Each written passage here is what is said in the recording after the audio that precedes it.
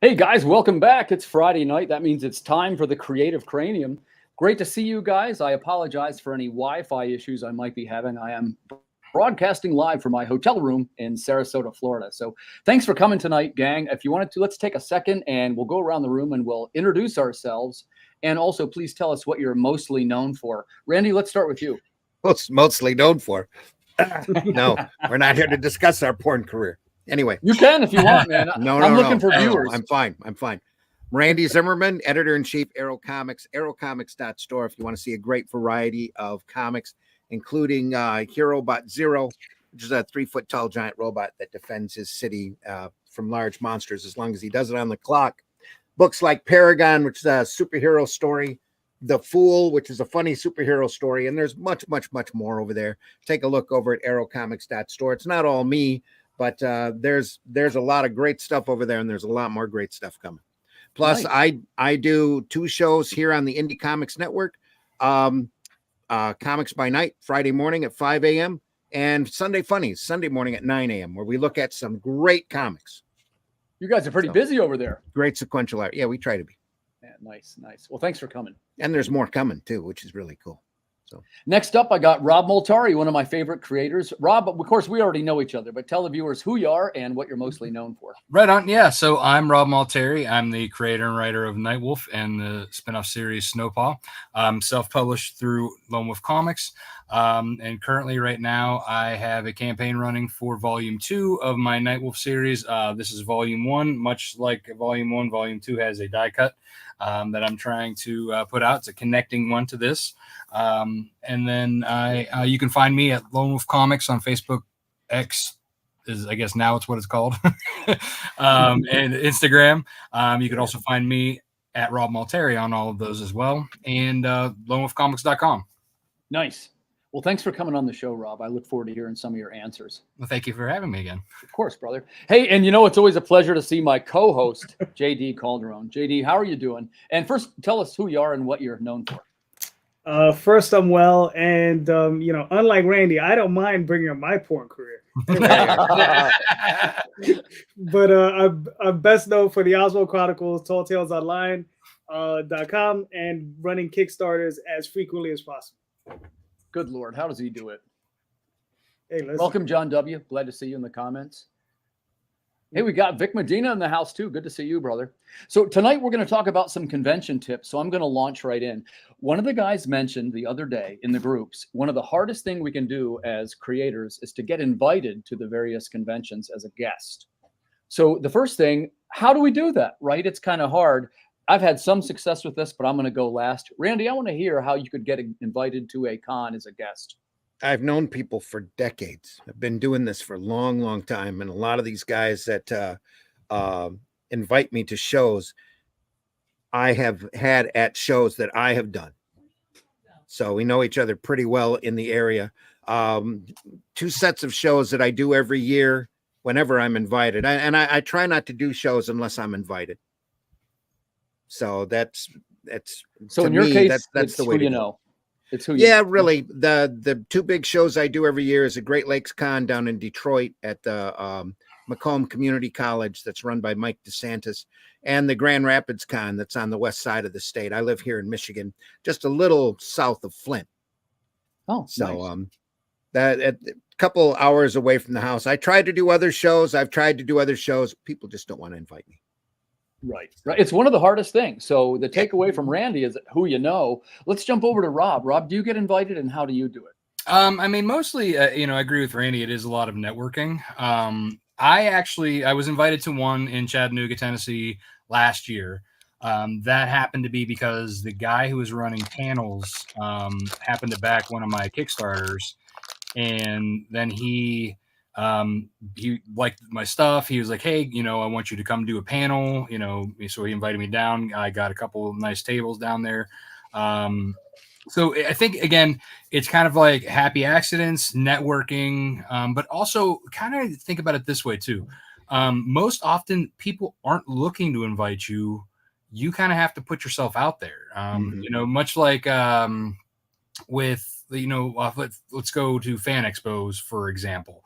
Once you start getting down that path, you kind of stay on that path, but you have to actually introduce yourself to the showrunners who are doing the pros, but then there's the other caveat to that, is that you are in a specific section of pros. You're not in Artist Alley. You're not in the exhibitors. You're in the section that you're hoping that people will come out to, where there's other pros that are kind of drawing them out there. Right. So sometimes it's kind of like a pro and con, when you're pro section, so you keep that in mind too, because I've heard good and bad about that as well. But I think the smaller cons, where they're actually putting you in a good spot and they're inviting you in, those are the ones you want to get invited to, right? Those are the ones that you want, because you're in a better spot, because it's still going to cost you travel to get there, right? So you got to make that back. Right. And, I think you have a good point there, which is to start with smaller cons. I'll start with, I'll save that for my answer. But JD, how about you? I know you used to do tons of conventions, right? Were you getting invited as a guest, and how did you do it? Well, we've been invited to a couple, and mostly it was Daphne, and I just rode on her coattails, which was really cool. Yeah. We assumed that's what it was. So what happened with one particular show, this was Anthrocon, I think it was. God, I don't remember. It was so long ago. It was on California. They invited us out. We were kind of like a twofer because we're both doing Tall Tales, so they really wanted her, but I was there, so they were like, "What the hell? Bring that guy too." So we went out there, and it was the funniest thing because the show promoter picked us up, right? And then he almost immediately, we're in the car, and he's driving us to pick up, I guess, another guest. And he's like, "Listen, guys, if you want, you can reimburse us for the plane tickets if you want." It was just hilarious. And we were like, "No." Because the thing is he didn't pay for those tickets.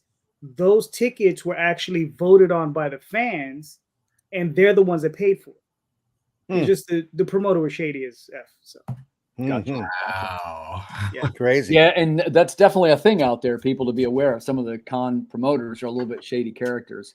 Yeah.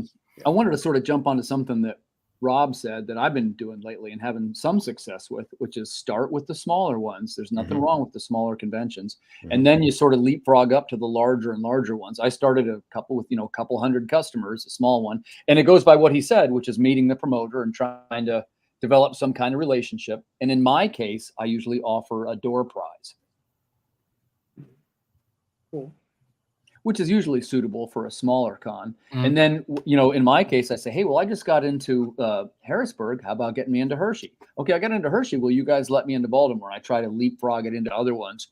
And I was tying into something Randy said, which I'm trying to do this year, only cons that I'm invited to, which I'm not sure how this is going to work out. You can ask me next year. But so far, I think I have 6, something like that, 7. Nice. And I usually do like 10 a year. So I'm still on track. So, like I say, I guess the takeaway is it's who you know. And I would also mention offering door prizes, or depending on what your skill set is, some kind of graphic, maybe some kind of, I sometimes offer video work, that kind of thing. As you can probably tell by my masterful video technique on this podcast.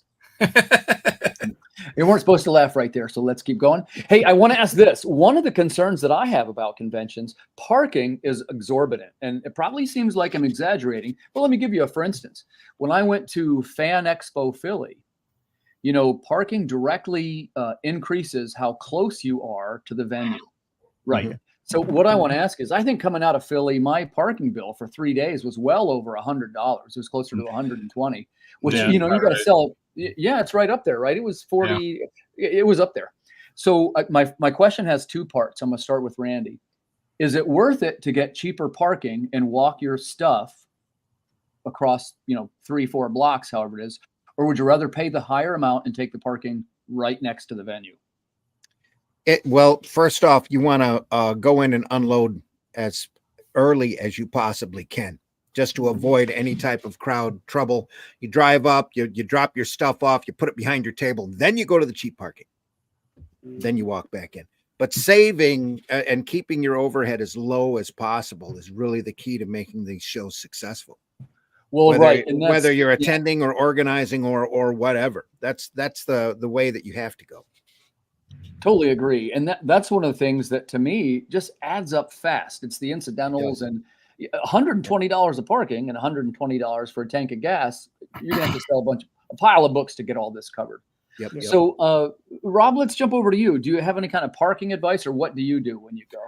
I find out about the load in first. I make sure that I drive in and inside the loading docks or into the venue, wherever they have you.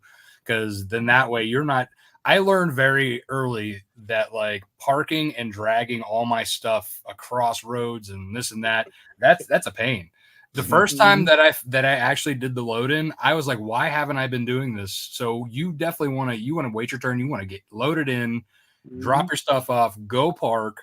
And if you want to save on money, if there's not a vendor parking lot or somewhere cheaper, if you're going to be, in a bigger city like Philadelphia or New York, you're going to want to try and find somewhere not too far or get a hotel that's close by.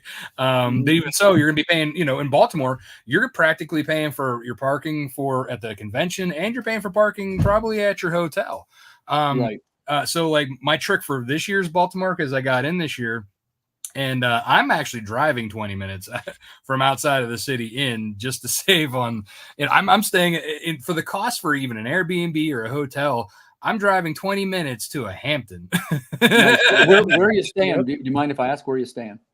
It's either a Hilton or a Hampton. Just I mean, what city? I'm not exactly sure offhand. Okay. I'd have to look that up. Because you might be reasonably close to me, Rob. Let me actually, while somebody else is talking, I could look it up on my app. All right. Yeah, you got it. So JD, how about you? First of all, do you have any tips how to save on the parking, and how do you handle it? Well, typically, what we would do back in the day is like, if we were staying, all right. So it depends. So we had one friend who used to drive us, right? And he would drive us in, and he was like, okay, take out all your stuff. I'm going to leave, and I'll be back in like 8 or 9 hours. And that's what he would do. He would just literally go, because he would go hang out in the city. He wasn't interested in the show. He was just, he would take the drive with us 8 hours or whatever, drop us off, and then we would go do the show, and then he would just drive off and go do whatever he's going to go do. But it's actually kind of cool. Yes, it was great having that. It's great having that kind of friend. The other thing is if I was going with my other friend where he would stay with us the entire time, there are apps you can use there are parking apps that you can use in certain cities where you could just find the cheapest spot in the area. But he would drop us off first, go, then drop off the car, and then walk over to the show. And we're from New York, so if we have to walk 8 blocks, as long as we know the car is secure, right, we don't care. We'll walk 8 blocks, but we do drop the stuff off first, and then when we're leaving, he'll go get the car, come, and he'll meet us, and we'll load in and then take off. Okay, now these have been great answers. Thank you for sharing them. But I want to play devil's advocate a little bit. Here's what I mean by this. I park on the dock for the load in. I don't do it for the load out. Here's why. In my experience, what you're going to find is a row of cars. If you do the load out on the dock, you're going to be sitting there for 2 hours when you could have pushed the stuff to your car if you're close enough. So I'm going to give you my 2 cents. Take it for what it's worth. I say it's worth it to pay the higher parking and to be right across the street. And when you do your load out, take your hand truck in. You might have to do 2 trips, right? If you've got a mammoth enterprise like most of my panelists tonight, it might take 2 trips, but I guarantee you can do 2 trips faster than you can get in and out of a loading dock. I mean, that might be true, but I feel like once you tear everything, by the time you tear everything down and you get in line to get in the dock, it really isn't that, like, for the headache of having to drag all that stuff across the road into a parking garage, especially if you're like parked up on a higher level or going up elevators. I mean, really, like, just chill for a minute, like if you have a partner, have them sit with your stuff on the table, go get in the car, wait in line. I mean, I honestly, if I haven't been in a load out situation longer than an hour once I've got the car. Yeah. So, I mean, I really don't think at least in my experience, it hasn't been as bad as you made it sound. Yeah. And some are better than others. Like, for example, Baltimore is pretty good. Yeah. And again, I'm not disparaging anyone, but at the Philly Fan Expo, it wasn't as well organized as Baltimore. I'll just say that. Yeah. I think if I recall, Wizard was still a little iffy too when Wizard was in Philadelphia. Right. Well, that's definitely one of the elements. So you mentioned something there, Rob. So I'm going to tie that in. We talk a little bit, or at least I sometimes do, about what I call the buddy system for conventions, right? There's a couple different ways to do this, and I want to hear what you guys think about it. I've been trying a couple of new things this year. One of them is I'm partnered up with my publishing pal, David Dow. We're both with Antarctic Press. So we tend to split a table and split hotel rooms. I don't love the idea of having a split table, of course, but some of these are cities that I wouldn't otherwise have gotten into, right? Like Dallas and Boston and stuff. So for me, it's worth it. My question to you is, I'll start with Randy. First of all, would you use the buddy system? Do you have somebody to help you or an employee? And second, would you consider teaming up with another creator to split hotels, etc.? One, it depends upon the show, but most of the time, no. I wouldn't do it. Tell me why. Expand on that a little. If I wasn't invited to a show, it wasn't going to be worth my time. And if I'm invited to a show, I'm going to have a whole table. Gotcha. At least. There have been a couple of times that I've done like the Grand Rapids Con where I find out I've got a corner booth with two tables that I end up having to fill.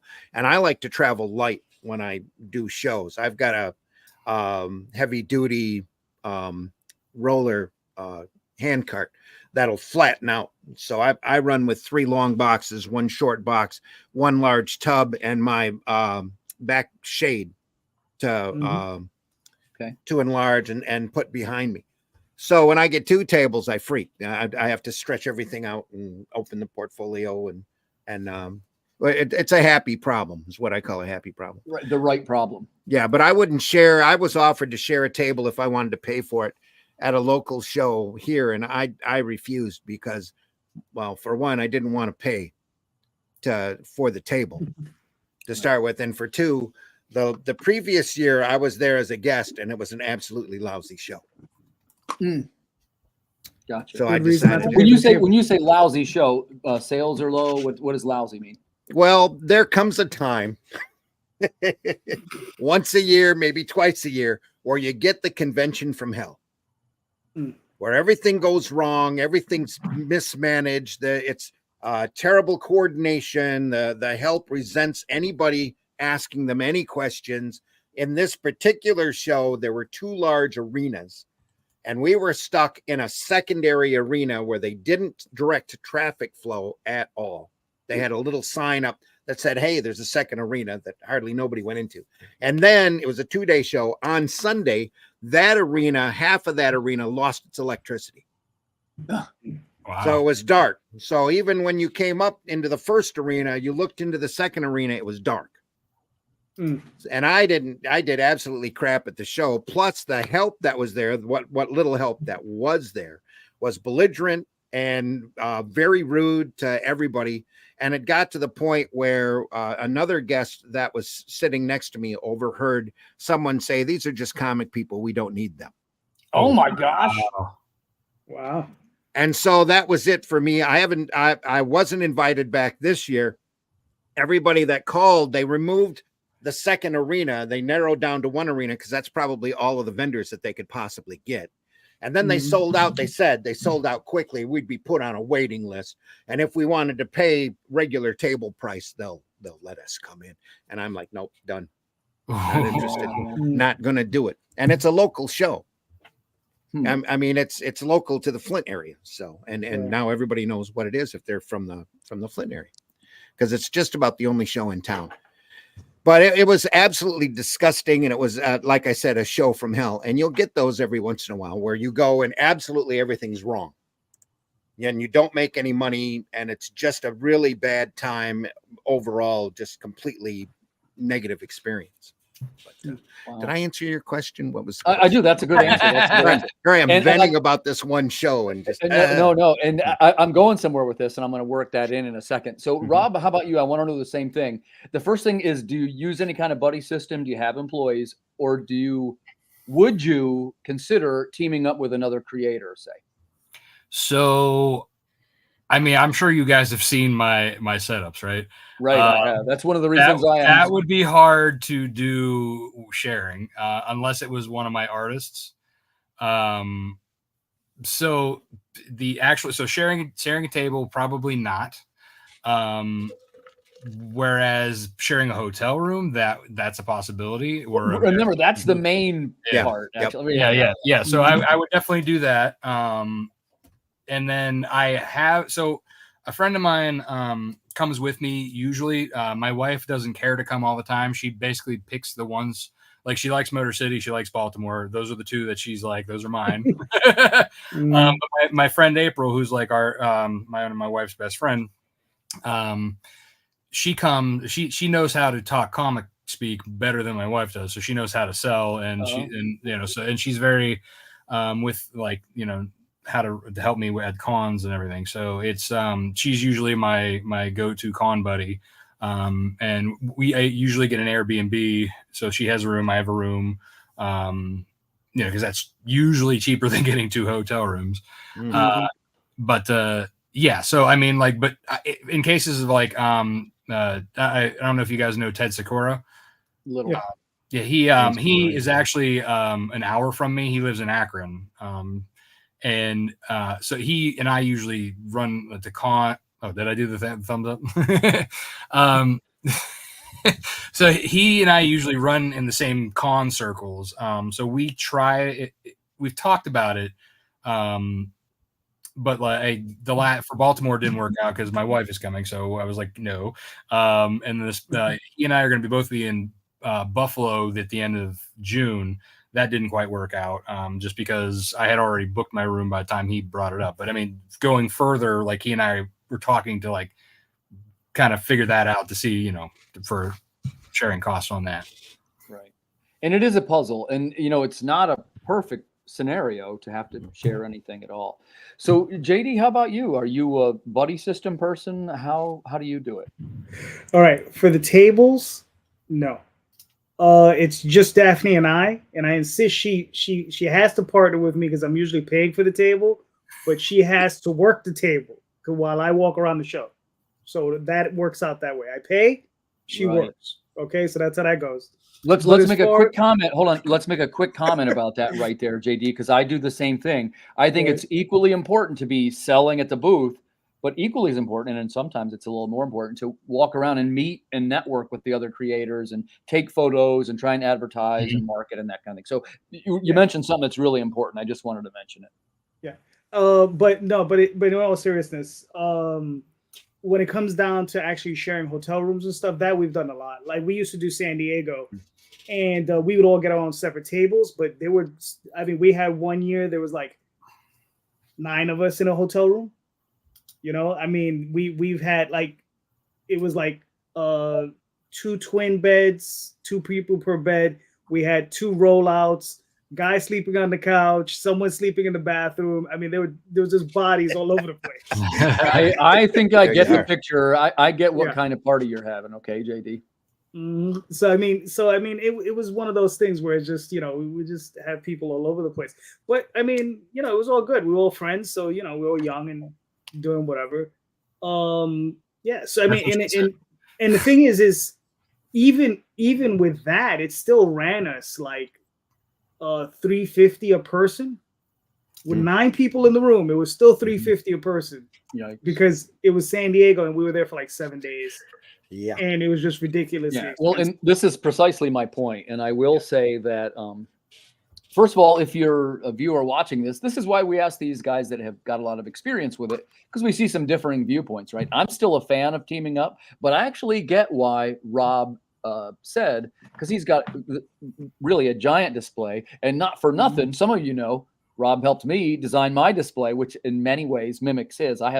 It's 10 feet, right, Rob? Yeah. It's roughly the size of a dual table, and then I do a single stand-up banner on either side of it, which fits in a 12-foot space. And so my next question for you ties together, which is, and by the way, Baltimore is a great example, Rob. So I'm going to use that for the example. It's speaking of which, I found it's a Hampton in Baltimore, White Marsh. Oh, sure. You're halfway between Baltimore and my place. Oh, right on. Yeah.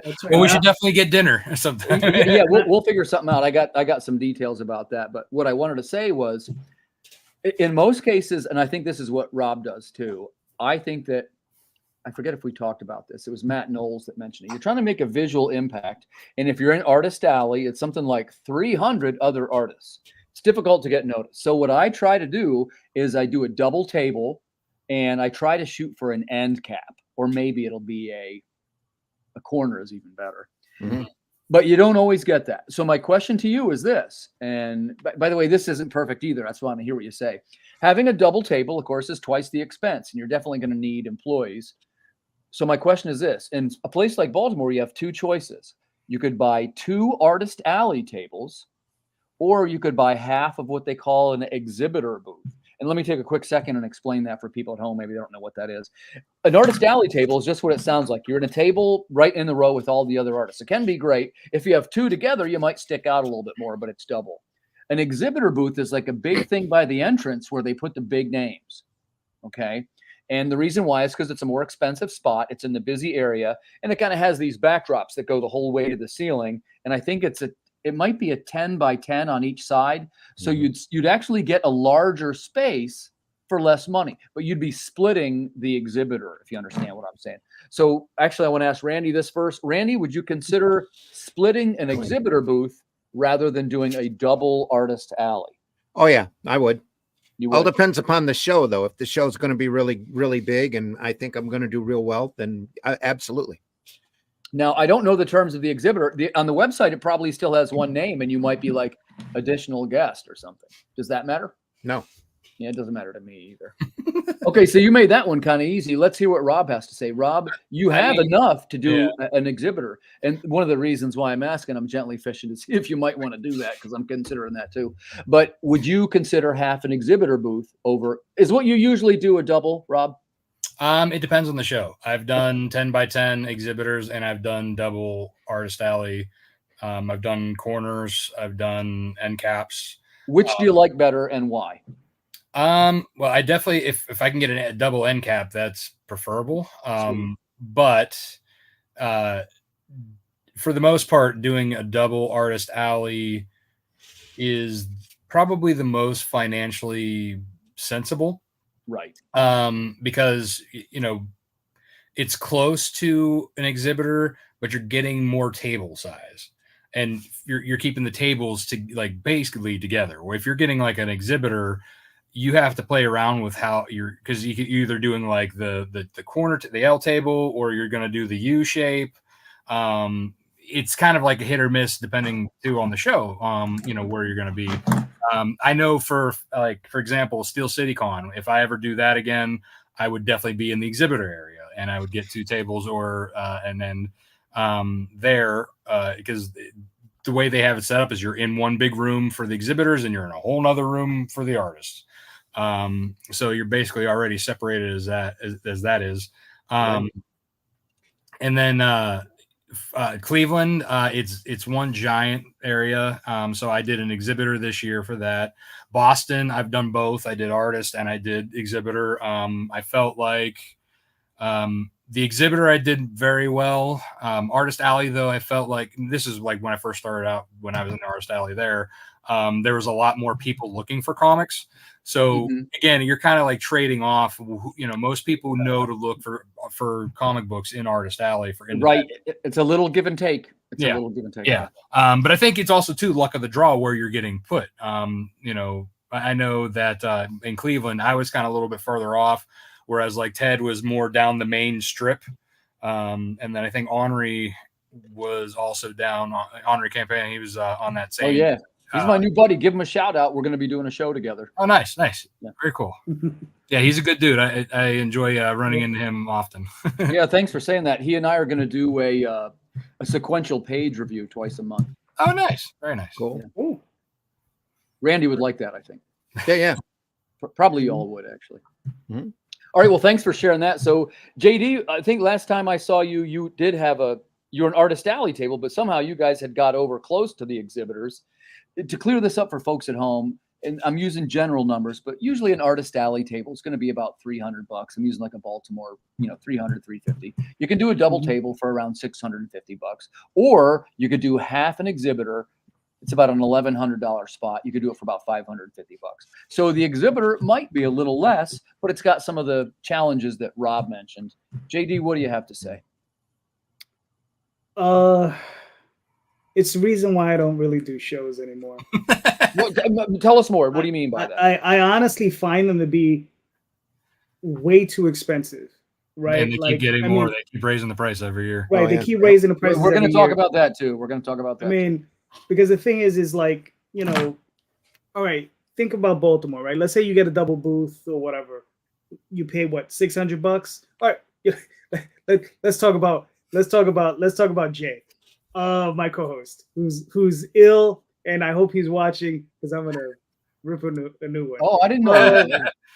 No, he's getting better though. Get well soon, Rosario. Yeah. Get well soon. Yeah, no, he can't make it this Sunday, but hopefully next weekend he'll be on it. But no, he's getting better.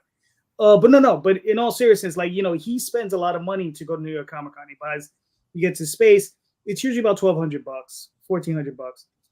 All right. So let's say you spend $1,400. And then he's fortunate because he's in town, so he doesn't have to. Yeah, I was gonna say that's why he's dropping that much. He didn't have to. right. Yeah. So he's $400 a night hotel room in the Bowery. Right, exactly. So he's fortunate for that fact. And then he just drops his books off. He parks his car for the day, and then I think he commutes in. He has a place he can park it for free. So that's another thing that he saves on. It's good to be local sometimes. And then you still have stock and merchandise that you're gonna sell, right? So I don't know. Let's say you make $6,000 on a weekend. You're probably going to sell off $1,500 worth of stock, right? Like your core cost on that stock. And then on top of that, you know, you have your booth costs, you still have food, right? And, you know, he comes with a lot of people. He tends to buy a lot of extra passes as well. So, I mean, you have all these extra expenses. I mean, you know, if you're in the ground for like $3,000 or $3,500 against a $6,000 net, I mean, I don't really see, there's not that big of an ROI there. You know what I mean? I mean, there is some, and mind you, he's local. Yeah. If you had to pay for a hotel room, if you had to drive in, forget about it, because the tolls coming in and out of New York are crazy, right? Oh, yeah. The hotel rooms, you know, and here's the thing with the hotel rooms. They do not get jacked up for New York Comic Con. That is just their price. Yeah, they're always just expensive, always. Right. It's just New York. That's just the price. It's just expensive, right? But there are some hotels you can find at reasonable rates, but you know you got to find them. Well, it seems like there's some agreement here that the takeaway is we're all very amenable to splitting hotel rooms. Right. So I mean, like Daphne did Baltimore. It was $300 for the table. She stayed with her sister, but I rented a hotel room because I brought my buddy drove me down. That was I don't know, a couple $100 for the night. Then gas and tolls and all that stuff. I probably spent another $130 on that. You know, and I wasn't even I was just there. I was just visiting her to support her. I wasn't even like there to vent. So I mean, just on that alone, I spent $300 or $400. And you know, on top of that, you have $700 on the table. If I was included in that, you know, I don't know. I forgot what she made, but even if you make $1,500 or $2,000 at that show, you're still in the hole.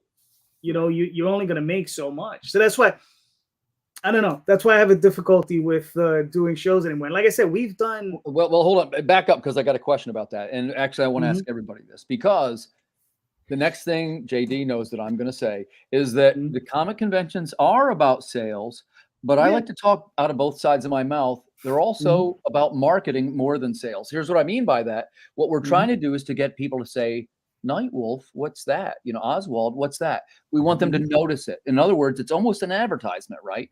So if somebody would have said to you something like, well, hey, you'll be allowed to put up a banner in the convention that hangs up over everybody, and it's got your brand on there, right? How much would that ad be worth? Well, it would have a tangible value, right? It's hanging right in front of all the customers. But I remind you, you wouldn't get any sales from the banner. Let's do that question. Randy, would you pay to hang a banner in the Baltimore Comic Convention if you were not an attendee? Or I wouldn't pay. You wouldn't? No, I'd offer to send them free books, though, to hand out. Why wouldn't you do a banner? I want to know. What I would do. Because you're expecting people to look up. Okay. And if it's not eye level, you know, or slightly below. Well, wait, not gonna let me get say the it in a way eyeballs that makes it on the harder. product that Let me you're make gonna this get. harder question then. Let's say that the banner is at eye level and it's something that everyone who goes in and walks past it, they will see it. Does that change your mind? It all depends upon the price and if I can run my website address on it as well. Maybe a code, QR code. QR code. QR code, yeah. Okay. And Rob, how about that you? was accessible enough for them to hit it. Yeah. Now, the downside is you wouldn't have any sales, obviously, but you'd still have some exposure. Rob, how about you? In lieu of being at the convention, or depending on the price, I guess, would you be a guy who says, "Yeah, I'll put a banner in. I'll do it that way"? No, I'd probably not. Just because I've actually so I've gone to shows just like to hand out cards and stuff. Right. And it's that's kind of like a similar thing, but I'm actually putting cards in people's hands, and that's the ROI from that definitely isn't worth it either, because half the time they get tossed out, or you know, and that's actually having it in people's hands and putting it in front of them. So if they weren't really there to hear the spiel, to get the actual like attention, to have the books in their hands, it's not as impactful. Yeah. You know, I would rather actually put my money into a Facebook ad and run it in front of people's faces more often. You know, wider, you know, even though I'm probably not going to get the ROI on that either, but repetition, instead of one place, I would rather have it in people's faces all over the country. You know what I mean? I get it, man. That's a great answer. Let's switch it over to JD. JD, do you want your banner hanging in the con? Probably not, because of the same reason, you know, Rob and Randy was saying. Yeah. The only thing I've ever found that helps bring sales to the table is if you do a panel. If you do a panel and you get enough groupie, you start talking to them and you have cards, you know, with you that you can hand out, and you can also tell them, you know, the things we've discussed. I mean, that I would like to eventually try is like, you know, get 10% off. You know, you're at the panel, here's a card, get 10%. You go to the table, you get 10% off. And most people, just for listening to you and giving them advice, depending on what the panel's about, because the ones I did was about publishing or whatever, they were grateful and they would go to the table and they want to see your stuff, and a lot of them would walk away with stuff. And I've always found that that's usually been the most useful thing. Yeah, panels are they're very good. That you can also, while you're like basically you're teaching, but you also are inserting your experience with your books, and they want to learn more about that. Yep. Mm-hmm. Well, absolutely. And you guys made some great points, and I'll just share that. What's the right way to say this? Like I say, I've been seeing this in groups and things, and these things all do tie together in how do we build value in ourselves as a brand. And I think it was Rob said something along the lines of, it's the most impactful when the customer is interacting with the creator and having kind of a fun conversation with them. You know, I think that is usually what makes the sale. Like, man, this Randy Zimmerman guy seems like a nice guy. I'm going to do a little business here, right? That's better than 10 banners could do. So there's a little bit of truth in that. So I also think too is like that when you're excited about your book and you're talking about it with such love and passion, people see that. You know what I mean? Like, they don't want to buy it from somebody who's like, oh yeah, you know, this is you know, like, you actually want to feel that. You want to feel the love, and you want to, and people want to be like, yeah, I want this. This guy's excited about his stuff. I'm excited. We got a question here, and I feel it's a fair question, so let's each take a crack at it. Mr. Ramirez, is Facebook still a good place for buying publicity? People outside the USA say it's for old guys. That is a true statement. I got to tell you, most young people are no longer using Facebook, so we're all in the same race of trying to find whatever the next thing is. As you probably know, I'm experimenting with some YouTube and some other stuff. Randy, what say you to Mr. Ramirez? Is Facebook only for old guys? Not just guys, older people. The site Facebook has a tendency to breathe, though. Sometimes they skew younger at times, depending upon what everybody else is doing. When Twitter was Twitter, Facebook was gaining ground, and then when Elon come in and turned it to X, it's gone back to almost being the network for old guys. But my advice to everybody is never, ever, ever take out an ad on Facebook. Don't do it. Don't pay it. Don't spend the money. You got all of this limited open reach, and Facebook wants to be your friend because they sense that you've got money. But back when I had a local newspaper, comics and entertainment paper that I would circulate around my county, and I had over 5,000 people on my site. In fact, I had to go out and turn my Flint Comics site into a business site because I was hitting that 5,000 mark. Well, in doing that, I was getting around 3,000 sometimes views on a post that I would do. Amazing coverage. Loved it.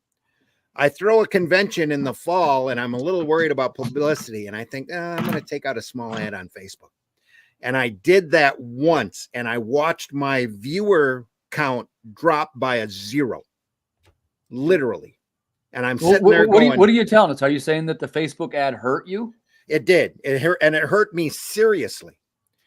And every time after that, anytime I would post something, I'd always get an email from Facebook going, "Hey, we saw you posted something. We can extend your view if you want to pay us." Right. Which is like, screw you. I was getting a 0 before I paid you for this fall show, and the fall show wasn't that great to start with. And then boom, I lose all of this viewer because they went through and literally shook me out of their algorithms. And I was using that Facebook site to inform readers when to catch the paper, because I was getting people calling me when it got to be the first of the month, demanding to know when the paper was coming out. So if I was late by a couple of days, I got a ton of calls, which was awesome, but got to be pretty crazy there after a while. Hello, where's the paper? Who is this? Don't mind me. Where's the paper? That kind of stuff. And it literally crippled my exposure on being on Facebook. And it's a move that I totally regret even to this day, because it was one of the deciding factors of me stopping working on the paper. That, and it was starting to cost me a lot of money. I was tapping into my savings in order to distribute the paper, and it just got to be too much after a while. Gotcha. But yeah, don't take out an ad on Facebook if you want to keep your hit count. Just don't. I'm not sure I buy that 100%. Let's jump over to Rob. Rob, that's a strong statement, Randy. I saw it happen. He says never do it. And I'm being argumentative, Randy. I'm not a fan of the Facebook ad either. I'm trying to keep it interesting. I wouldn't say never do it, Rob. What do you say? Never? You love it? What's your take? I mean, at this point, so Facebook, going back to the original question about what our friend put, define old. Yeah. It's like 50 plus. I wanted to define, so are we talking Facebook started with when I was in college. Mm-hmm. And everybody in my I was a senior, I think, when it was starting to really pick up, and it started to take over. And I was there when MySpace started. I liked MySpace better. I was pro MySpace, but then I liked MySpace. But when it died and then Facebook became a thing, I was like, all right, whatever. Mm-hmm. So I'm seeing more middle-aged guys like me plus, so I'd say 40s plus, but yeah, the Facebook ad thing. At first, I think a lot of it was that the organic traffic used to be a lot better, like 10, maybe even 15 years ago. Now that Facebook I don't think it's necessarily that you put it out there. I think is that Facebook was like, okay, we can actually make more money with these ads by cutting a lot of the organic. And I don't think it was just targeted at you, Randy, specifically. I think I didn't take it personal, but I definitely blame Facebook for it. Oh, right. No, but I'm saying you're right to blame Facebook, but I think it was mostly that they did that to everybody. And it didn't matter if you had an ad or not. They're like, we can make money by turning down this organic traffic and making people then buy more. Like that's across the board. That is what happened. So whether you had an ad or not, they basically said that was at a time too when not every second or third posting on your timeline was an ad. Right, exactly. Right. Yeah. So that they basically wanted to generate their business and try to become the new Google, paying for ad spend. And sometimes I think because they turn off your organic so much, if you have even a small ad going, and this is why I will run one ad during a Kickstarter, because they will then open it up a little bit more. And I see my organic posts start to pick up a little bit more just because I'm spending like $100 throughout my campaign, slowly trickling. Like, I'm like, okay, I'll tickle you, you tickle me, you know, kind of a situation. Like, I'm not feeding them, you know what I mean? But I'm like, okay, I'll give you a little bit of money. Now open up my organic a little bit. That's been what I've noticed with, you know, the last like 6 years that I've been doing this. Okay. Good answer. I appreciate that. JD, it's well known how much you love Facebook ads. Can you tell the audience a little bit more?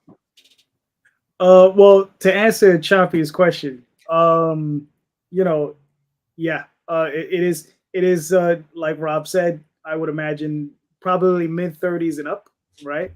To be fair. And the thing is not just outside the country, it's in this country too. The kids say it's definitely an old man's platform. They're Right. busy Snapchatting. Yeah. But you know, as far as ads, I mean, you know, we've done them, and it's like is the ROI worth it? It's not really. You know, you spend $100, right? Maybe you'll get 3-4 backers out of it, four or five backers that you might have got anyway, right? Right. And you know, it's just frustrating, right? So it's like, you know, how do we compensate for that? How do we, you know, get around that? I think that's the real question, is like, how do we, you know, start getting around that? Yep. We all still use Facebook. I enjoy Facebook. I get on there. That's where I think I met everybody here on Facebook. Yeah, right. We did. That's how we met. So yeah, and I mean, me too. Yeah, it's still a huge community. The only other community really that has anything of real substance or of mass of that type of community is X or Twitter, or whatever the hell you want to call it.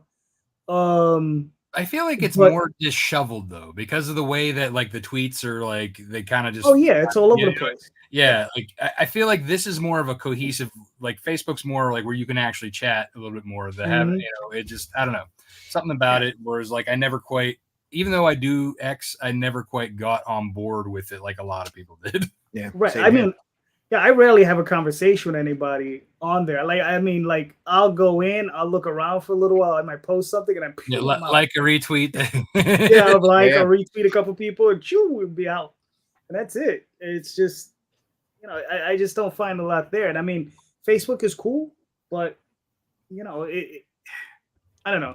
It's frustrating because I mean, because it was so much more, and it could be more, right? Still need MySpace back. Where's Tom? Sounds like Tom when we need him? Yeah, sounds like we agree that it's still useful, but it is kind of getting to be for old guys. Right. But even if it's like something like they said, hey, listen, guys, everybody pay $20 a month and we'll give you like it was back in the old days, right? Like where you just have the old counts, right? Like where it's just everybody will see it. Whatever you put up, everybody will see. Look, right? Think about it this way. It's like when so the kids find this thing that they all do, right? Mm-hmm. And then all of a sudden your parents are doing it. Right. As a teenager, do you want to be on the same platform with your parents looking at what you're doing? Right. Right. I mean, because really that's kind of what happened with Facebook is like I said, this started when I was in college, right? And anybody around my age or younger or all, you know, like my parents are on it, and it's weird. Mm-hmm. Right. Oh yeah. So, that's what I mean. True. Yeah. So that's what happened with Facebook. So like my kids are like, no. We're gonna do the things you're not doing. Yeah, but also, but the real issue is not even so much what the kids are doing. Is not even so much that. Is there's so much that they're not reading comics, right? That's the real issue. It's like I thought we were talking about Facebook. Yeah, right. Yeah, I know. But I'm just saying, like, if they were really interested in comics, they would go no matter where it's at, right? They would come check it out, right?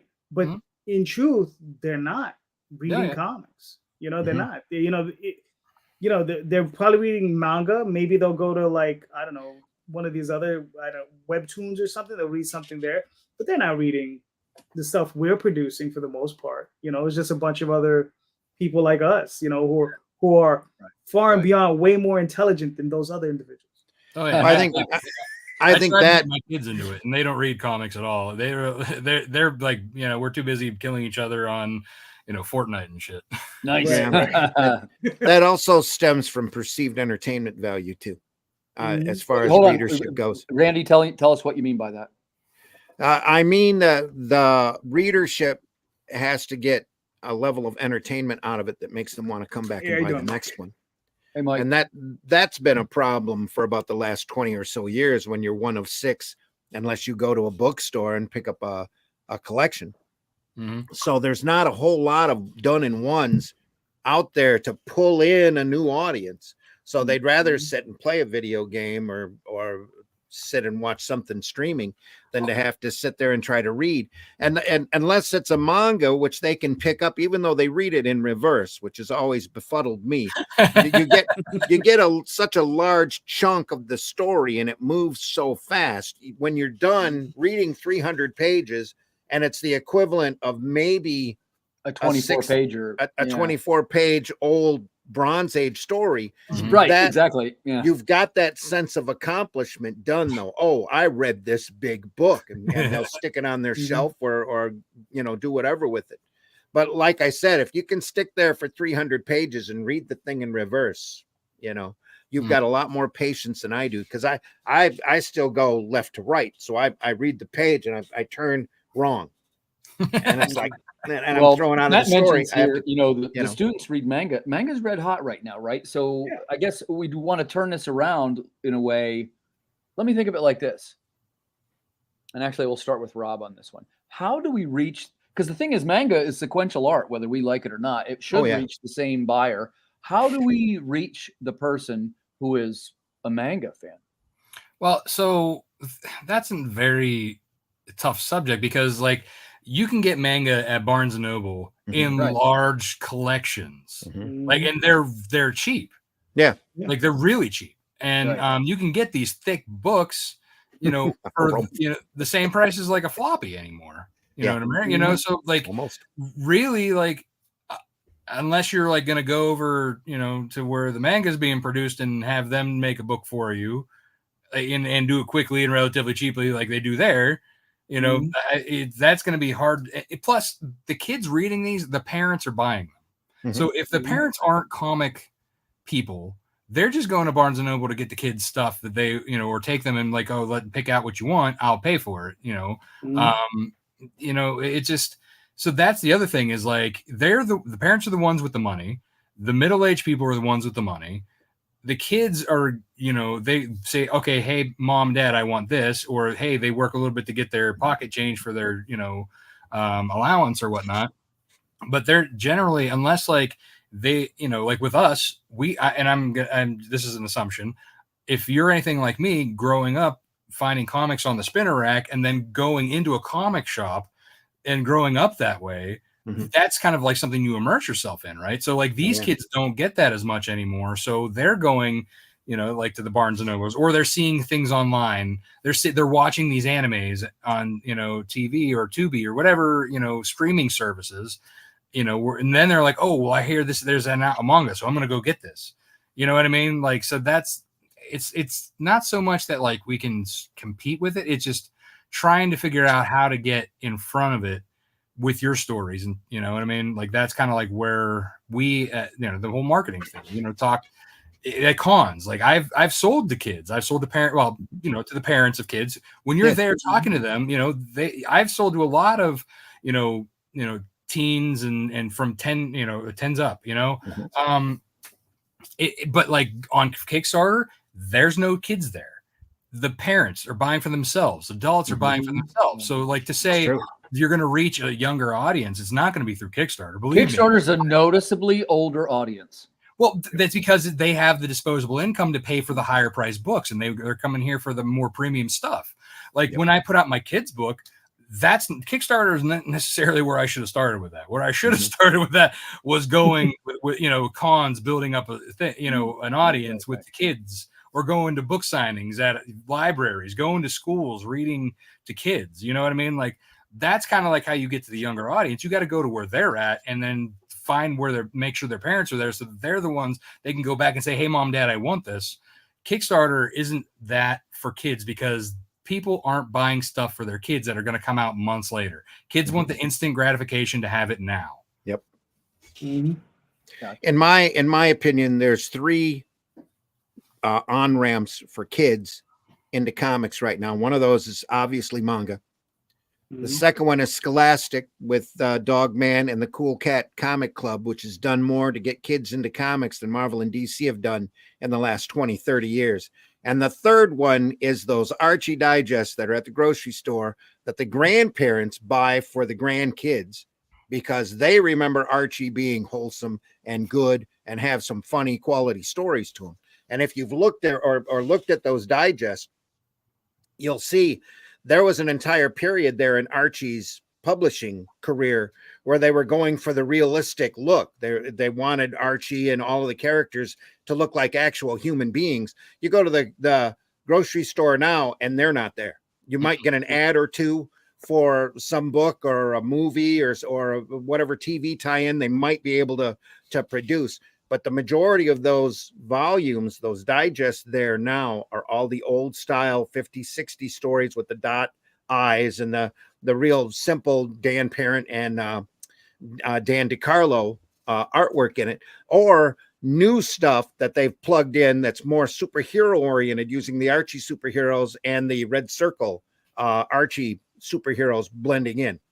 And all of that work is all done by the older workhorses that used to work at Marvel 20 years ago that can't get work there anymore, but know how to turn around a 20-page story in 2 weeks.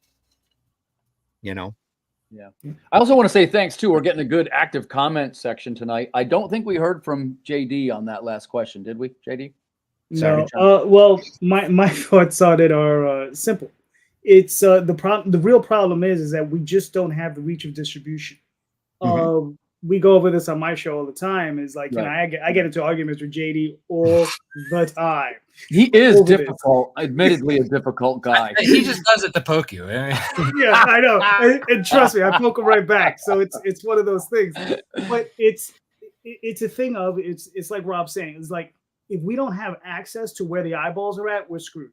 Right? Yeah. We know for a fact that the direct market, the direct independent comic or the direct market just for comic books, right? We know there's roughly 1,800 stores left.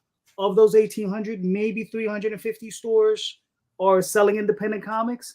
And of those 350 stores, and when I say independent comics, I'm talking about Image, Boom, Dark Horse, right? And of those 350 stores, there's maybe only 150 or 200 of them that are selling our stuff. Okay. And I'm only in 5 of them. Right. You understand? But even if you were in previews, you'd probably only get to 150 or 200 in those shops. Oh yeah, because they're not looking for like books they don't know. They're looking for the ones that they know are going to keep selling, and the people who know about them going to pick up their boxes every week. And of course, that's no disparagement on the comic store owners because they're businessmen too. Yeah, no, I don't blame them whatsoever. They got to keep the lights on. Yeah, exactly, and definitely disparaging those bastards. No, I'm only joking.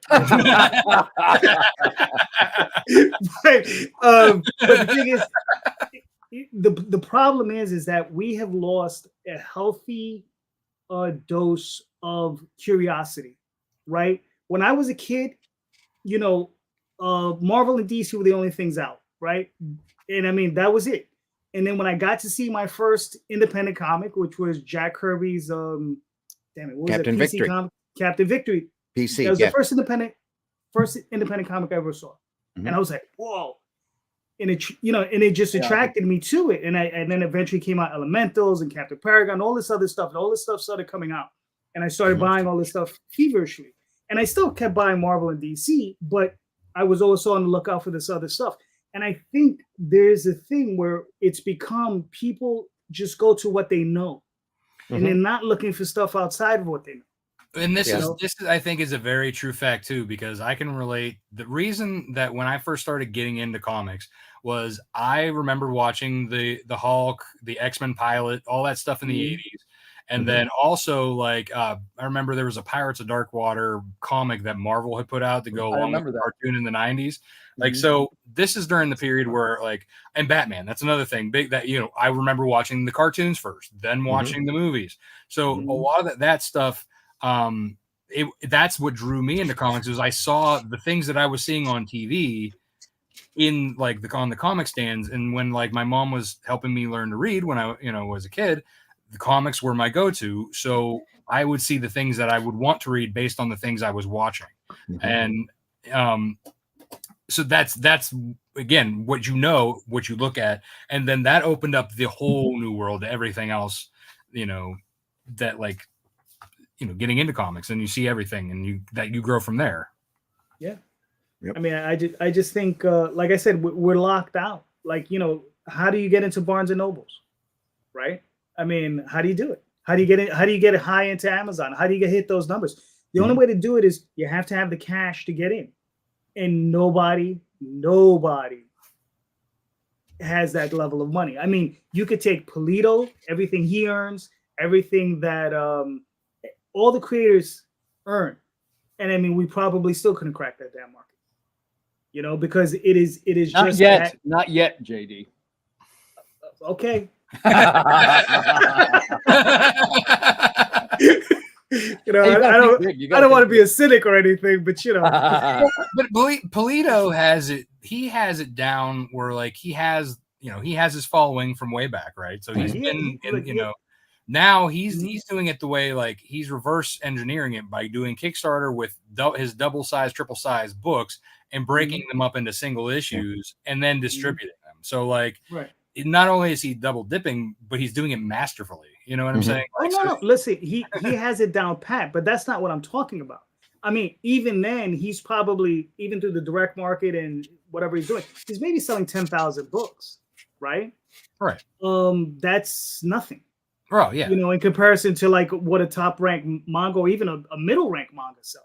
We're talking about 20, 30,000 books a month. Right. Well, yeah, even if you would take his books and do a collection like the manga size and put them into Barnes & Noble, which I'm sure he does, right. His is going to be more expensive than a manga. So if a kid's going to go in there and say, I only have $5 to spend. Yep. Which one do you think they're going to choose? Yep. Of course. Yeah. The thicker book. Yep. Yeah, That's what I was saying. And the cool thing now is that the kids are reading manga in black and white. Yeah. And, dot patterns and zipatone screens and all of that are still there. But back in the 80s, you almost had to be color in order to get noticed. Yeah. Outside of a very small, thin amount of the market. Yeah. Well, let's circle back around to, I wanted to ask this question, and I know I'm going over time a little bit. I hope that's okay with you guys, but I'm really loving these answers. Well, we got on late anyway, so. Yeah, I want to ask about, we got a good. We can run for 4 hours. It's fine. Visual display is on my radar. And really what I'd like to hear is maybe what kind of things you might have tried that didn't work. I'm going to start by saying, I mentioned earlier in the show, I got the idea for my 10-foot banner because I thought Rob had a really cool looking display, and he hooked me up with Banner Buzz. We'll give them a shout out. They're really fast. Yeah, if you want to get a good banner and a stand to go with it, bannerbuzz.com. Banner Buzz is the one. I'm real happy with mailing list before you buy because they'll send you discounts. Gotcha. So I'm also a fan of doing things that are like stand-ups on the table, things that have QR codes, things that make it easier for customers to look at the product. Sometimes they say a discovery area where, hey, take a look through, read through them. Randy, have you done things like that? And what kind of things worked and didn't work in a visual display? I haven't done a lot of that, but let me show you what I have done. Let's see if that'll transfer over onto the camera. A little bit. Nope. Let me try this again. It's very blurry and bright. Oh, I see it. Oh yeah, HeroBot Zero. My brother went and made a large HeroBot Zero for me, and it attracts a lot of attention, especially with the kids. Had to put a sign up to ask the kids not to touch it. How big is that? What size are we talking about? It's about 2.5, 3 feet tall. Oh, a pretty decent size then. Almost life size. Yeah. Okay, gotcha. Well, I kind of like that, to be honest with you. I tell everybody not to touch it because if he wakes up, I have to pay him overtime. Well, dude, may I estimate that everybody probably touches that all day long? Oh, they can I touch it? But it just attracts more attention when you tell them no, Right. I agree. But yeah, I've moved a lot of product that way. I've got 2 issues of HeroBot out and working on a 3rd. So congrats, brother. Yeah. So but Rob, how about other you? than that, it's a big banner in the back of my display. The other thing that I do is I make sure I have a maroon tablecloth and my banner is bright yellow, because if I'm in an artist alley area, it's all black. That's all you see. everybody's got black tablecloths, black banners, very little bright colors there. I want to do exactly the opposite of that, so I stand out and get attention. Well, yeah, and that's what we're headed toward. What I'm saying is it might be best to do something different than what everybody's doing. Yeah. Rob, how about you? I know I love the 10-foot banner. You know I do. But you have definitely an area where it's like people can come up and look through books, right? Yeah. So I mean, I have all my books like laid out. They can pick them up and look at them, flip through them. Because that's like some of the best, like being in a comic shop, right? They're picking up the book and they're looking, not just at the covers, they're looking, at the actual art. And, that's when, you kind of, whenever people have a hesitation as they're looking at the table, that's when you have somebody who's interested. If you have the people who just kind of like quickly go by you, you're not gonna, you got to work harder for that. So you want to work smarter, not harder. The people who are looking at your table and actually make a hesitation and stop, that's when you say, hey, how you doing? But yeah, for my eye catchiness, my banners always has been my thing. I always have, oh, thank you.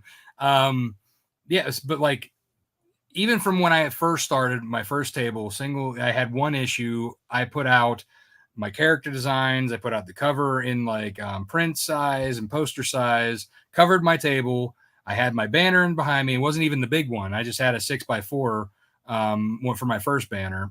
And, it was enough that the banner was cool. People liked it. I had enough eye-catching art on the table that stopped people. I gave them my spiel.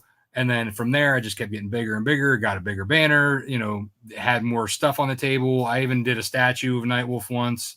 I retired him because taking him to and from cons, he started losing his claws. They were breaking off. So I didn't want to. Well, that's not cool, Rob. Yeah, right. Yeah. Yeah. So then I had the mini Lego figures, that I do all the time. So I have them set up there. That catches kids. And now I have the plush toy at the table. So pretty much it's just having stuff that one, different, two, eye catching, and, always display your best art. Always, whenever people flip through my art books for posters and stuff, when they get to the end or if they leave it at a different page, I always flip it back to the one that I know that people are going to stop and look at. Yep. JD, how about you? Visual display. And really what I love to hear about the most is something that maybe didn't work. So if you got something like that, please share it. Well, I mean, normally what we do is we just have the normal 6-foot banners behind us. But the one thing that we did do that I don't know, because it's a reverse of what you're asking. It actually worked. It was a little. Let's hear it. Yeah, let's hear it. What I had done was we were constantly, because Daphne and I, this was during the period we were going to a lot of shows, but we were constantly surrounded by what we would refer to as print mongers, right? There were these people that just sold prints. They didn't have any comics. They just sold Batman, Superman, whatever. They just sold these pictures that they drew and they just made prints and they just sold them. All right, great. So I was just tired of it. So what I had done was I had made a wall of prints of all of my Oswald covers. And we had them hung up and it was real fancy. And I had rows and rows of them. We had these poles that would telescope up to 10 or 12 feet. And it went all the way up that high and it came all the way down to the floor behind us. And it was hilarious to watch people walk by and they'd be like, oh, that's really cool. Wait, am I supposed to know that? But that looks, wait, yeah. It was the funniest thing to see because they knew they were prints, but they didn't know what is that? Right. And they were like, that's really cool looking, but I don't know. Wait, you could just see that their brains are sparking as they're going by. They're like, cool. But I did sell a lot of prints that weekend, so.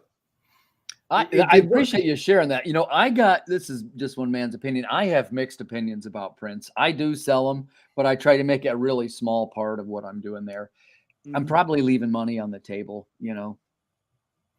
So prints are, ironically, you can sell them for more than a comic book, but they're very cheap to make. Mm-hmm. So they're if you're looking to up your profit margin to make up for table costs and travel costs, prints are the way to do it. Yeah. Yep. Yeah, you might be right. A little bit difficult to transport.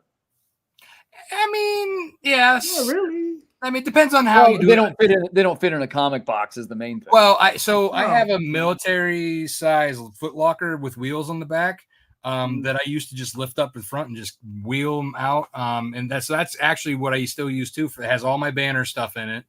It has my prints in it, and that I unpack that thing and have it in the back and then I have my book of prints for people to look through, and then I just pull that thing out with the prints, whenever they want something.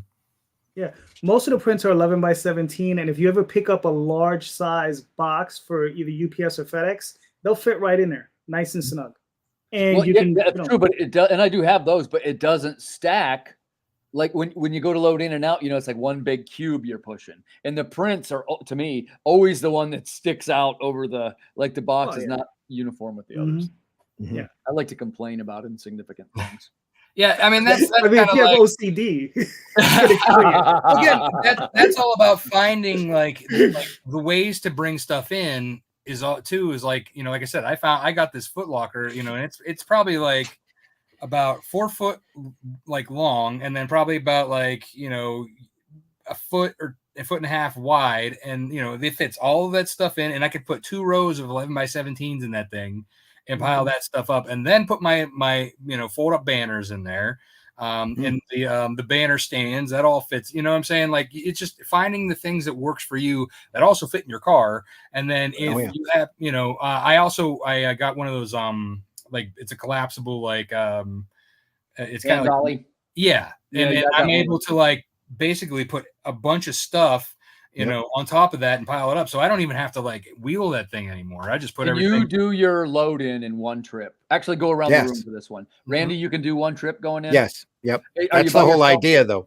Yeah, I'm by myself most of the time. Yeah. Okay. Rob, how about you? No way. No, it's 2 trips with that dolly. yeah, I'm 2 trips too. JD, how about you? 1 trip or 2? Or 1 trip. 1 trip. Okay, good to know. Hey, I got one more question. Then I want to hear a little bit about what you guys are making. But, we talked about convention performance, which includes different ways of sales techniques, right? You guys, some of I got a little bit of a sales background, and I love to talk to other people about what they're doing and what things might have worked. It's basically 2 ways, right? The first way is what I call hucksterism, which is not a bad thing. That's like, hey, come check out what I got. They're the best books in the world. And you're just kind of like a P.T. Barnum, which admittedly, you've got to be that a little bit. That would be our friend Henri to a T. Yeah, right. Well, but he does the other one too. The other one is what they call elements of discovery. That's where you have something laying out on the table and you're trying to get the person to go, what's that? And you go, oh, it's a werewolf, based, something that triggers the spiel kind of, So I'll start with Randy. Randy, which one do you use, or a little bit of both, and give us an example? Well, I'm not much of a huckster, but I am a big talker. So I'll catch somebody looking at the portfolio or walking by and stopping to look at the books, and I'll be able to go into a. If somebody's walking by, do you go, hey, or just let them walk by? Every once in a while, I'll say, how you doing? What's going on? Like your shirt. Haha, you've dressed as an anime character. I have no idea who you are. Yeah, I get a lot of that lately. You're a French maid, aren't you? That kind of thing.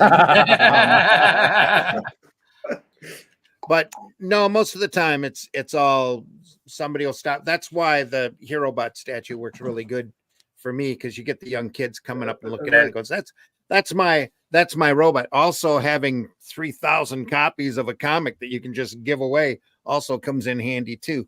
Because I've given away probably a good 100 or so comics this year already. And it all goes to kids because, again, like what Rob had said, they're looking for brands that they recognize. So I might have to give a comic away this time, but the next time through, I remember HeroBot. I saw you at the last show, and I've already had that happen when I've done, I do a show, a little mall show in Midland, and then did a show in Detroit, had a bunch of people down. Oh, I saw that when I was in Midland. Oh, yeah. You gave my kid HeroBot 1. Do you still have any copies of 2? Of course I do. Here you go. Hey, and Randy, when we go around, do you have a campaign live? Anything you want to promote? I don't have anything live yet, but I can. I do have a couple of things that I can promote. Okay. So let's switch over to Rob. Rob, same question for you. Sales, right? It's a tricky business. What types of things do you use? What kind of works for you? For the most part, I just kind of wait to see like how they react to what they're seeing. Other times, like it depends. All right, and this also depends on like how much high energy I am at the time. Like, because cons, as everybody knows, when you first start out, you're fresh and ready to go, but by the end of Sunday, you're just like, Yeah, you're sitting down a little bit. Yeah, Right. yeah. So like, Friday and Saturday, I'm usually a little more high energy, and depending on how sales are going, then I'm really, either high or low. But like, so most of the time, like I said, I just let them hesitate a little bit, and then I catch them and say, "Hey, how you doing?" Other times, I'll look and see what they're wearing. If somebody's got a wolf shirt or some kind of werewolf thing, that's an automatic. I'm going to say hi to them, even if they're not looking, That's a perfect so that they look. Yeah. If and other times, like if people are cosplay, like I'm like, that's an awesome cosplay of whatever. They turn and look, and same difference. Like, oh, I didn't even see this, because people, when they're talking to each other, they're not scanning. You know what I mean? They're just kind of moving along. So yeah, you kind of sometimes want to at least say hi and get them to make eye contact, and then that way, then they look around a little bit. You can kind of judge whether or not you have a sale, if somebody's interested enough to like stick around, or if they're just kind of like, oh, okay, yeah, and just kind of, you can tell a little bit. Yeah. So you don't want to like put all your effort into somebody who's just kind of like, I'm trying to get away from your table. Right. Or I sometimes joke when they say, and this, I'm not busting on the customer, they're trying to be polite when they say, "Oh, great, do you have a card?" Because what they're really saying is, "Hey, you were nice and we had a little interaction, but I'm looking to go right now." But sometimes, though, that actually does. I call that planting seeds. So instead of giving them a business card, I give them a 6x4 postcard with Nightwolf on the front and Snowpaw on the back, with all my socials and my website stuff. I give it to them. I would say probably a third of the time they come back. If not nice. That day, the next day, if they're there all weekend, so it's always good to, if people ask for cards, or heck, even if like they're like, "Oh, this is great, but I gotta go, I don't have my money right now," or whatever, always give them a card. Say, "Hey, that's great, we're online. Take this card. It's got my socials, it's got my website." Nice. Yeah, so I definitely agree with that. And nobody mentioned this one, but I always, before I go, I buy like $50 worth of stickers. And it's like the front of the booth looks like it's a little giveaway, right? And, hey, do you like stickers? Everyone says yes to that, especially younger people, right? So that's the deposit withdrawal method. Like the customer's getting something, so they'll start talking, and you don't even ask them for the sale; you just start talking. But what it does in their minds, it's psychologically, oh, this guy gave me something. It's like you purchased a little block of their time, so they got to hear your pitch, right? JD, how about you, man? We see the massive sales you're racking up over there with the Oswald Chronicles. What is the secret? Tell us, JD. Well, when I was doing shows, it was primarily a thing that I would do, is because, like I said, I don't like pitching. I don't like doing it at shows either. But if I have a gimmick that I can glom onto, I'll stick with it. So one of the things I would do is I would print up digest-sized books of the very first issue of Oswald Chronicles, my first day, and I would sell them for $1, right? And anyone that came up and said, "Listen, this book is $1, and it has a money-back guarantee. If you don't like it, you can bring it back, as long as it's in sellable condition, and I'll give you back your $1, no problem," right? And I only had one. I would sell batches of those things all the time, and I only ever had one person come back and return it, and it was this little kid. And the only reason he wanted the $1 back was so he could buy a more expensive book on the table, another was to complete the $10. I ended up giving them both, but yeah. So, these have all been great comments. And I see Ozzy there mentions, I totally agree with this, in the sense that like one of them we didn't mention was tattoos. There's a lot of comic people with tattoos, and it's kind of one of the ways that they show their fandom. So I always comment on the ink, like, "Hey, that's a Fallout, whatever it is, and it's one of the ways that gets people talking. That's not too spammy, Right. Like I've actually gone as far, like when I've seen tattoos, or we've talked about tattoos, like I usually wear like a button-up shirt.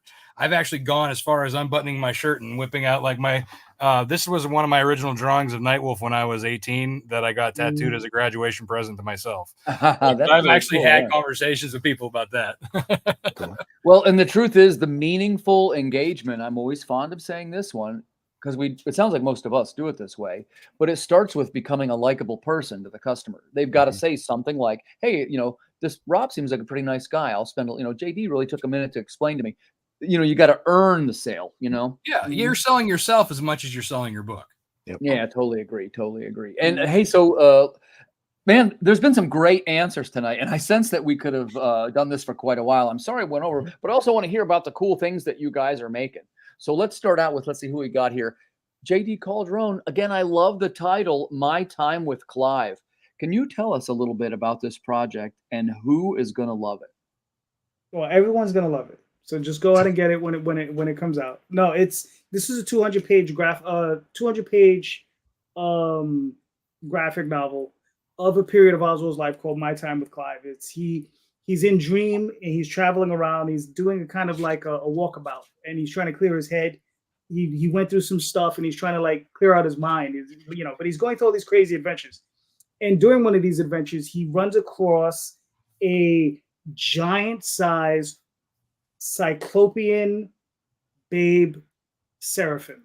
So it's a giant baby who's an angel, and he only has one eye, and he shoots his giant laser through it from it, and he was enslaved by some demons, and Oswald ends up freeing him, and he makes a promise to the baby that I'm going to help you find your parents.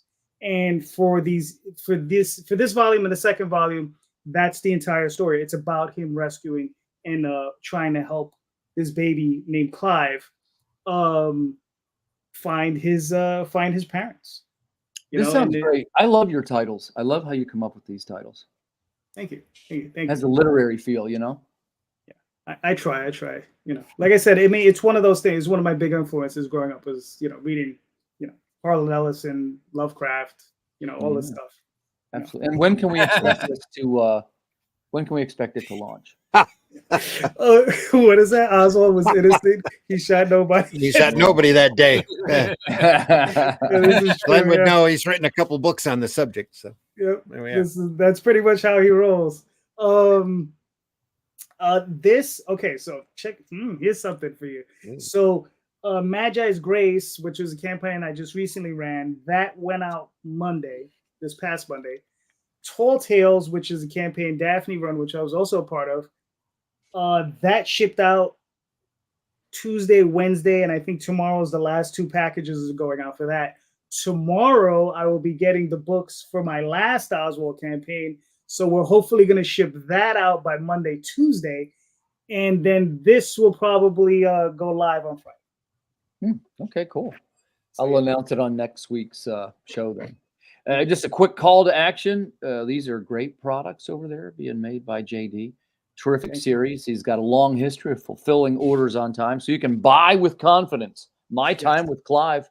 Getting ready for pre-launch. Go check that out right now over on Kickstarter. Moving right around. Hey, here's another good one, man. I've been a Nightwolf fan. I love the marketing. I love the level of artistry. I love the cool dialogues of the characters. For those that don't know, Rob, tell us a little bit about Nightwolf and who will love this project. Is the screen going to change, or are we just going to leave Oswald up there? Oh, it is changed on my end. Oh, well, I'll gotta give it a second. You can talk about Oswald. It's okay. Let me remove the Oswald one, and then you repost Rob's, if you will. There you go. Try reposting. Yeah, sorry about. There's some technical difficulties. Apparently, my Wi-Fi in the hotel room is gated in some way. It's just weak. It's a hotel. Like most you guys hotel don't see that Wi-Fi. one? Yeah. You don't see that one? Nope. No. We see your background. I'm not showing it on the board either. Down below. Rob, on your end, you can share it and he can pull it up. Present? Yeah, you can share it. I can put it in there. Yeah, So I still got this one. There you go. That's perfect. Not even there. I Anybody see else it. see that? Right, I can see it. you see mine now? Yeah, let me remove that. Let me add Rob's. There you go. Boom. There you go. Ladies and gentlemen, that's our executive producer, Randy Zimmerman. All right, so everybody see, because I switched to the screen. Yeah. I'm not sure what I'm saying. Looks great. All right. Well, thank you. So Nightwolf is a story about a young man who finds out he's born a werewolf and gets thrown into a supernatural war against demons, witches, vampires, other werewolves. This is the Volume 2 campaign where it collects 5 through 8.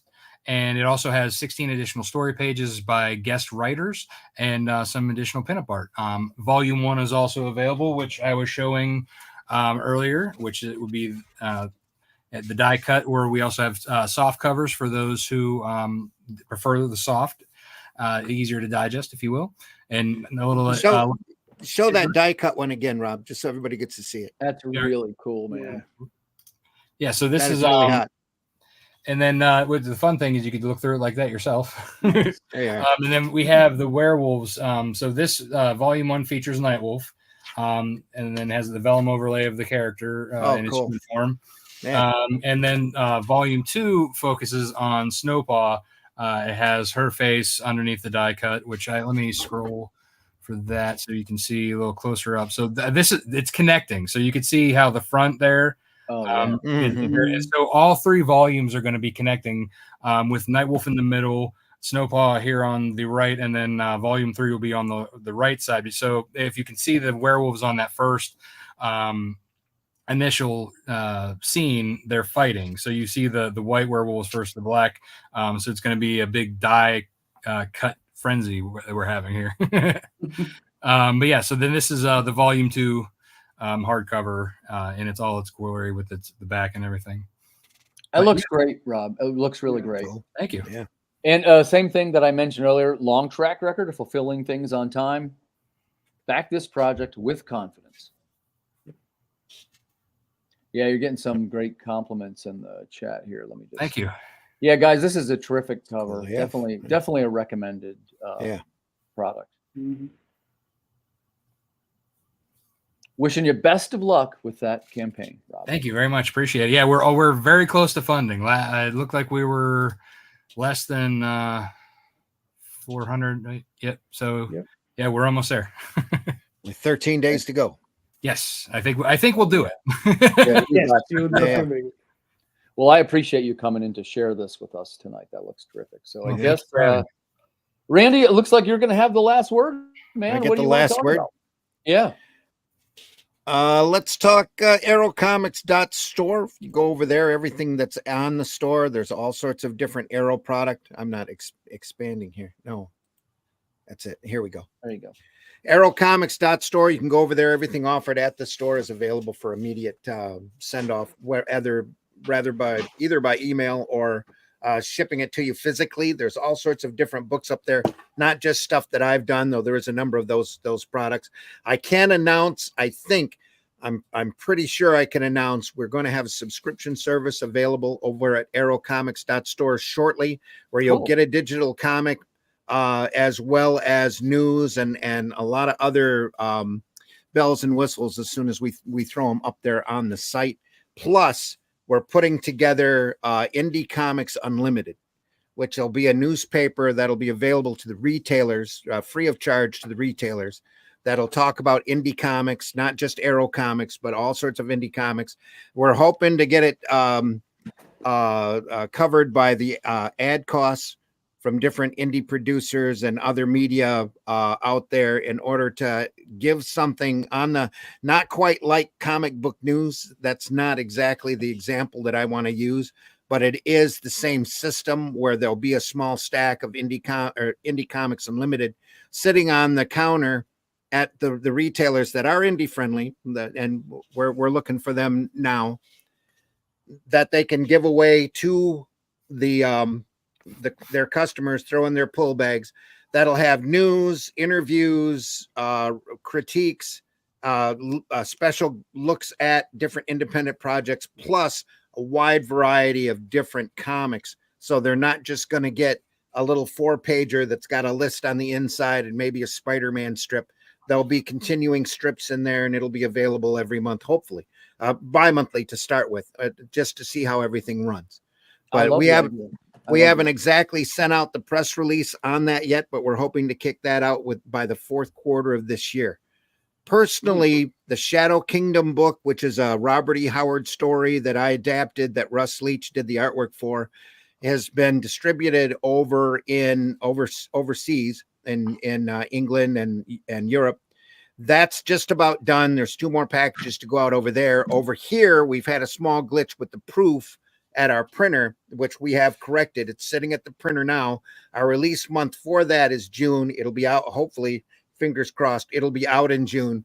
Then after that, we're looking at a mass market edition that'll be more, not the same package. It'll be very inexpensive to go out and be available through Ingram and through Amazon.